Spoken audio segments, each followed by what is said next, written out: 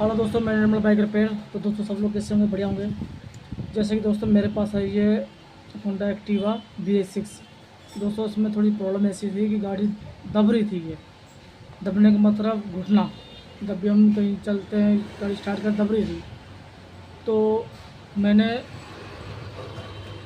सबसे पहले मैंने एयर फिल्टर खोला। जब गाड़ी जब दबती है ना, तो कोई रीज़न होता है, कोई चीज़ जाम है, ठीक। जो इस थ्रोटल बॉडी है ये BS6 में, इसको सांस लेने में थोड़ी प्रॉब्लम आ रही है, तो तभी कोई ना कोई प्रॉब्लम होती है।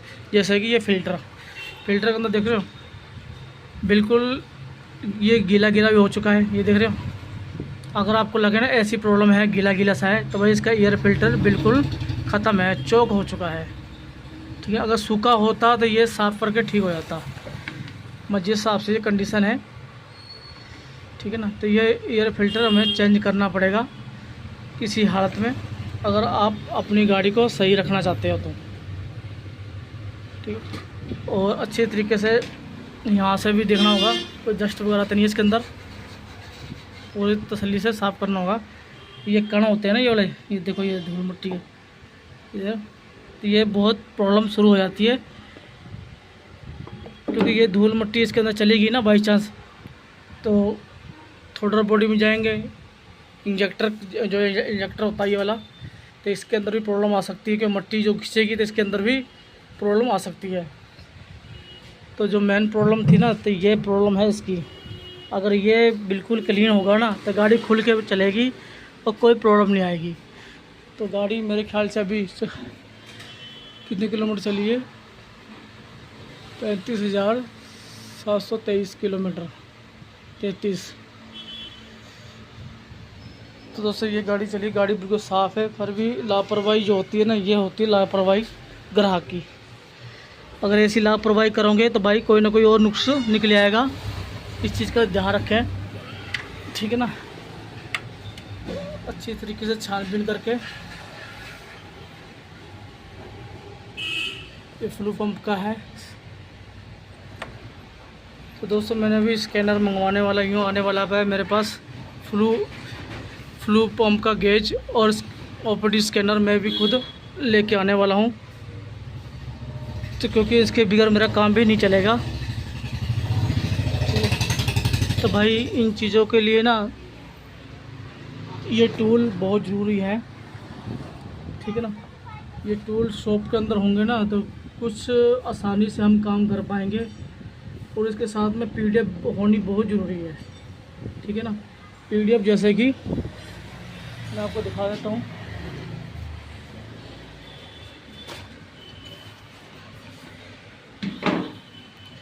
ये मैंने सारी PDF रखी हुई हैं,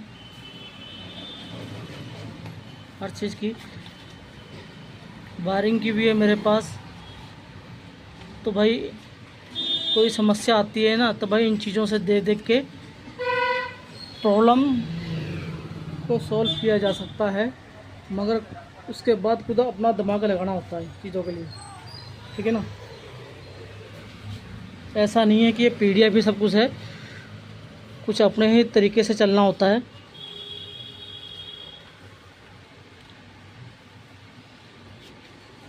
तो हर चीज़ का मैंने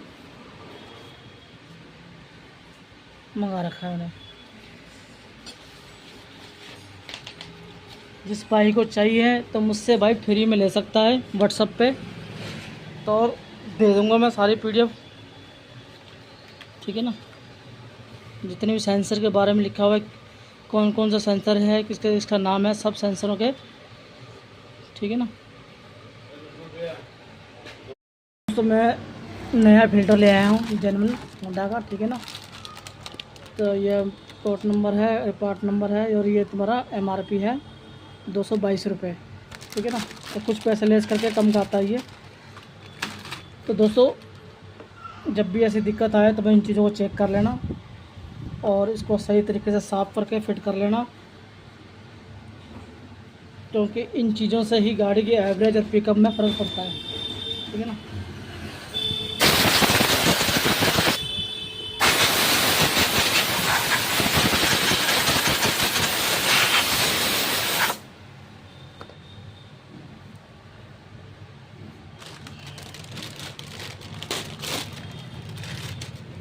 दोस्तों इसमें और इसमें देख सकते हैं कितना ज़मीन आसमान में फ़र्क है।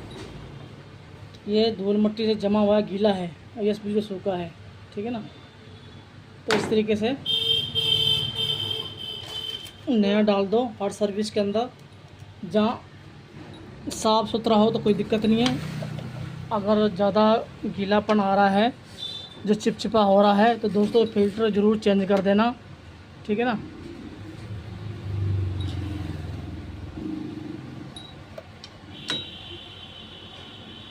क्योंकि ज़्यादातर इन चीज़ों का फॉल्ट निकलता है, तो ध्यान हम दे नहीं पाते हैं, तो खोल और कुछ लेते हैं हम, ठीक है ना। तो भाई सबसे पहले जो सरल चीज़ें होती है ना, तो उसमें हाथ डालना बहुत ज़रूरी है। इस चीज़ का ध्यान रखें, जितने भी मैकेनिक भाई हैं मेरे, जब भी आपके पास ऐसी गाड़ी आए तो भाई जो सरल काम है, प्लग हो गया, ठीक है, एयर फिल्टर हो गया, पेट्रोल का गेज होना ज़रूरी है, तो उससे पता चल जाता है कभी कितना फ्लू पंप का प्रेशर आ रहा है। तो दोस्तों मैंने इसका एयर फिल्टर यहाँ बॉक्स फिट कर दिया है, तो थोड़ा सा स्टार्ट करके देख लेते हैं इसको।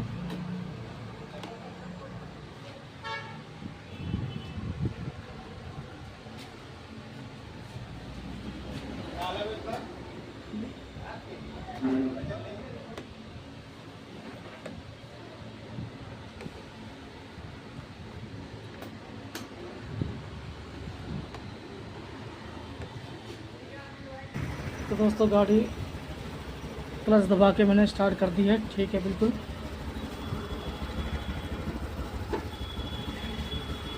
थोड़ी इसकी वाइब्रेशन आती है,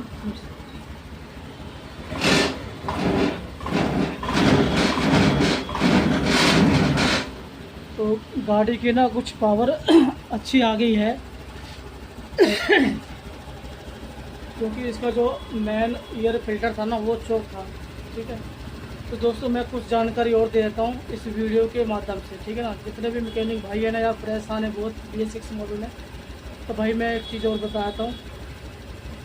जब भी आपके पास BS6 की गाड़ी आती है, बाइक या स्कूटी, ठीक है ना, अगर स्टार्टिंग प्रॉब्लम आ रही है ना, तो भाई सबसे पहले होता है प्लग का करंट चेक करना, प्लग की कैप खोल के, ठीक है। अगर करंट सही आ रहा है, ठीक, कैप को चेक करें अच्छी तरीके से, या प्लग को चेक करें, ठीक है। गैप कितना होना चाहिए उस हिसाब से गैप करें, और उसके बाद भी प्लग का सब कुछ ठीक निकलता है, तो उसके बाद पता क्या निकलता है कि पेट्रोल का जो गेज होता है ना प्रेशर का, वो चेक करना होता है। जैसे कि यहाँ से मैं दिखाता हूँ, जैसे इंजेक्टर में से आ रहा है, और ये यहाँ से वो लगा हुआ है पाइप, ठीक। तो भाई इन चीज़ों को चेक करना होता है, कितना प्रेशर आ रहा है। कम से कम 35 या 40 जो प्रेशर का होता है नाप, वो आना चाहिए, ठीक है ना। तो दोस्तों इस तरीके से ना प्रेशर को नापा जाता है। मैं आपको बताता हूँ जैसे कि ये मेरे पास हवा भरने वाली है, मेरे पास गेज, ठीक है। जब हम इंजेक्टर में लगाते हैं ना, इसमें सस्ता जुगाड़ भी हो जाता है। अगर इसको खोल के मैं RO वाले पाइप लगा के करूँगा ना, तो मेरा ये फ्यूज गेज बन जाएगा ये, ठीक है ना। तो मैं किस दिन बनाऊँगा वो वीडियो भी। दोस्तों जब भी हम प्रेशर नापते हैं ना, ये 40 पे आना चाहिए, तो कैसे इतने पे 40 पे आने के बाद ये कम से कम 5-10 मिनट इसको यहीं पे रखना होता है, ठीक है।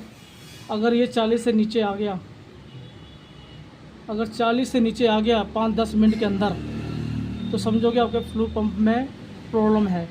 जहाँ तो वो सफाई होगी, जहाँ या मोटर में कोई कचरा वचरा आ गया होगा, तो उसको हम ना सफाई करके भी ठीक कर सकते हैं। उसको हम सफाई करके भी ठीक कर सकते हैं। बाई चांस अगर तुक्का लग गया, तो उसे बोलते हैं तुक्का लगना। अगर ये सफाई करके भी ठीक हो गया तो वो चल पड़ती है। अगर उसके बाद भी दोबारा ये प्रेशर टिका रहता है बिल्कुल यहाँ पे 40 या 45-50, कंपनी यही कहती है कि भाई इतने प्रेशर पे होना चाहिए। ठीक है ना। तो भाई अगर टिका रह गया, ये सुई वहीं पे टिकी रहेगी, ध्यान रखना मेरी बातें के लिए। मैं सीधी सी बातें बताता हूँ आप लोगों को यार, जो बंदा बाई चांस नहीं समझ पाता, मैं खुल्लम खुल पूरी बातें खोल देता हूँ इस वीडियो के दौरान में, कि अगला बंदा परेशान ना हो। कि ये सुई वहाँ पर टिकी रहेगी ना, तो समझो ओके रिपोर्ट है। ठीक, ये रीज़न होता है ईसीएम क्यों ख़राब होता है। मेरी बातों को नोटिस करना चाहिए होगा। ईसीएम जो होता है ये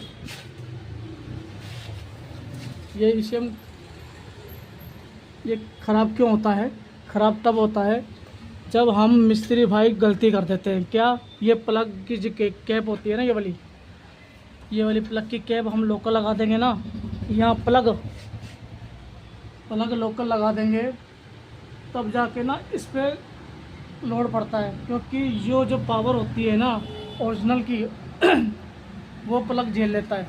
अगर हम लोकल डाल देंगे ना तो वो करंट प्रॉपर नहीं दे पाएगा प्लग को, तो उसमें ना थोड़ी मिसिंग झटके या कोई अभी नहीं मारेगी तो थोड़ी देर बाद मार देगी, कोई ना कोई दिक्कत प्रॉब्लम शुरू हो जाएगी अगर लोकल सामान डालते हैं तो हम। ठीक है ना, मेरी बातों को इस चीज़ को नोटिस करना।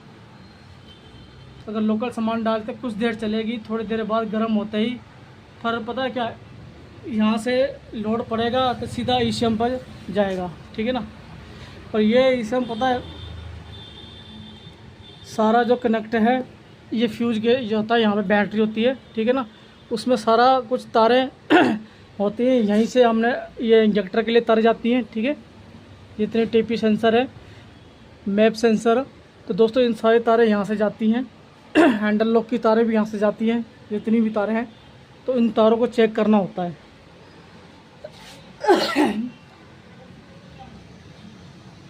तो दोस्तों ऐसे फॉल्ट आते हैं, तो यहाँ से भी हम डायरेक्ट कर सकते हैं, यहाँ से भी खोल के। ठीक है ना, इन चीज़ों को फ्यूज गेज की डिब्बी होती है, वहाँ से 2 तार लेकर डायरेक्ट कर सकते हैं। और एक बात और बता देता हूँ, और दोस्तों एक बात और इम्पोर्टेंट बता देता हूँ मैं, ध्यान रखना इस बात का जो मैं कहने वाला हूँ। सब कुछ आने के बाद बाई चांस करंट नहीं आता है, मेरी बात को ध्यान रखना चीज़ों के लिए। तो एक साइड स्टैंड का सेंसर कभी कभी गाड़ियों में होता है, कभी नहीं होता, जैसे कि मैं दिखाता हूँ।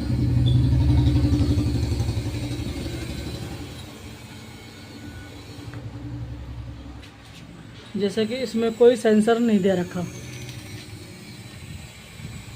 इस गाड़ी के अंदर कोई सेंसर नहीं दे रखा, तो पता क्या होता है, एक मैकेनिक भाई के पास ऐसा फॉल्ट आ गया था। पूरी गाड़ी खोल दी थी हमने, तो भाई फॉल्ट बड़ी मुश्किल से मिला भी क्या,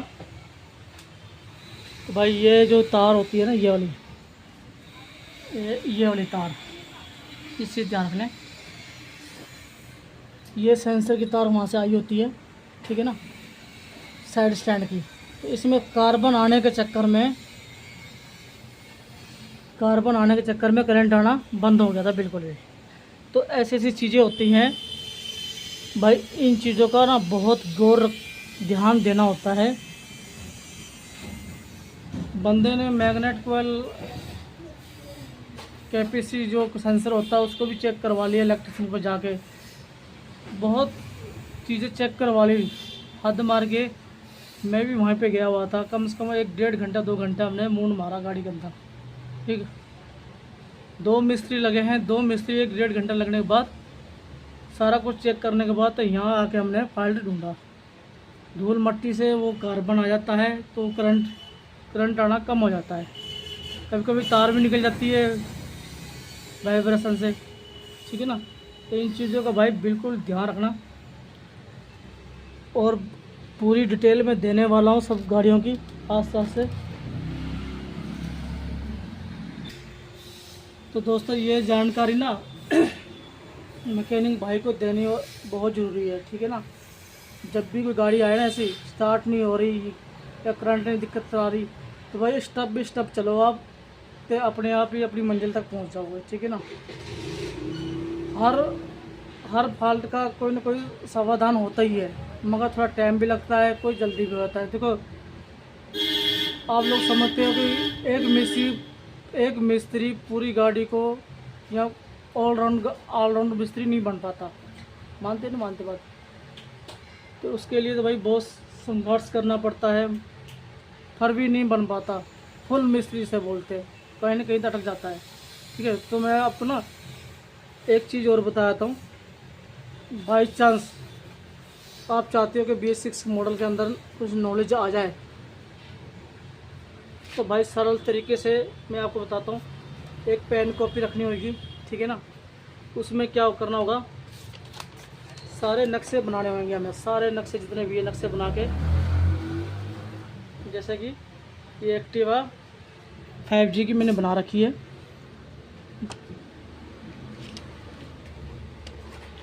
इसी ECM है, ठीक है ना।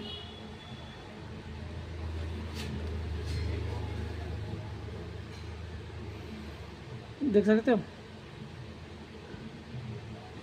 तो भाई इनके ECM से ही हमें सारा कुछ नक्शे बना के चेक करना होता है, ठीक है ना। ये ECM हो गया, ये तार जा रही है यहाँ से, और ये तार बैटरी में से माइनस प्लस, ये माइनस प्लस है, ये रिले है, जो करंट का जो वाइट रंग की कॉइल होती है वो है ये, ठीक है ना।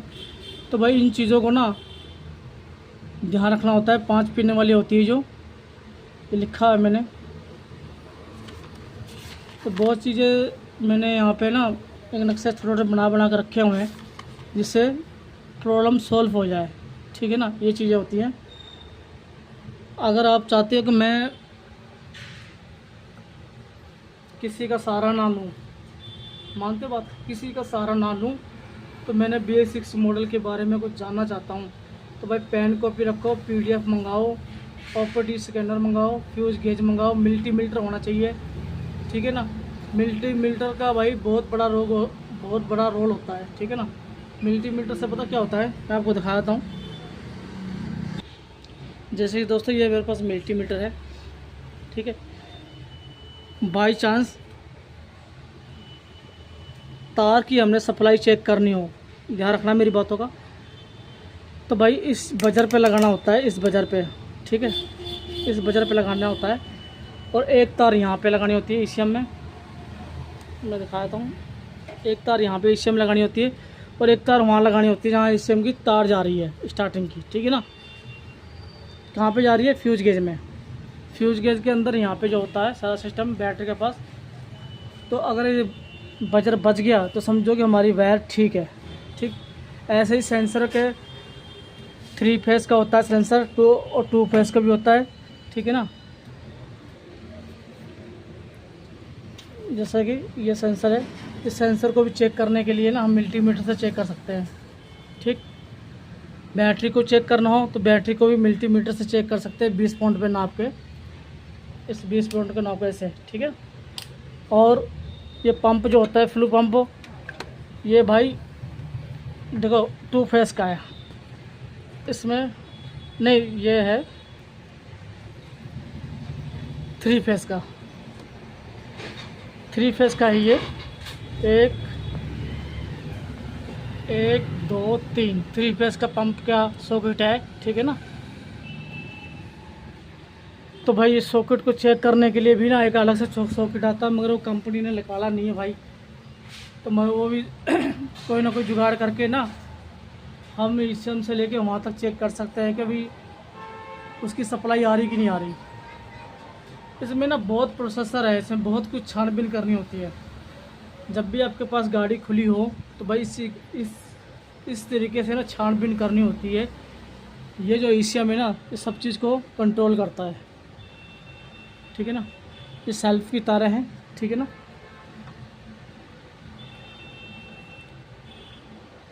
तो दोस्तों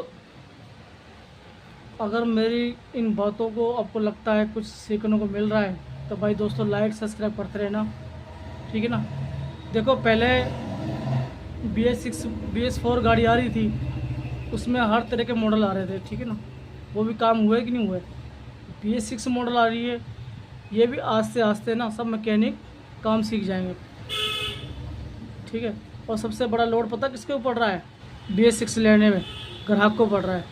ग्राहक इस टाइम बहुत परेशान है इस गाड़ी से, बहुत ज़्यादा। हम तो हैं ही परेशान, ग्राहक उससे ज़्यादा है। क्यों? कि दाम लगते हैं भाई, दाम भी मोटे तोड़े लगते हैं।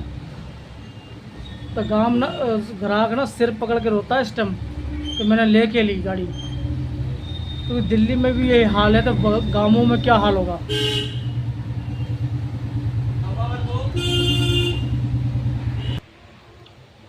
तो दोस्तों मैंने जितनी डिटेल देनी थी, जितना अपना माइंड काम करता भाई, मैंने डिटेल दे दी है, ठीक है ना।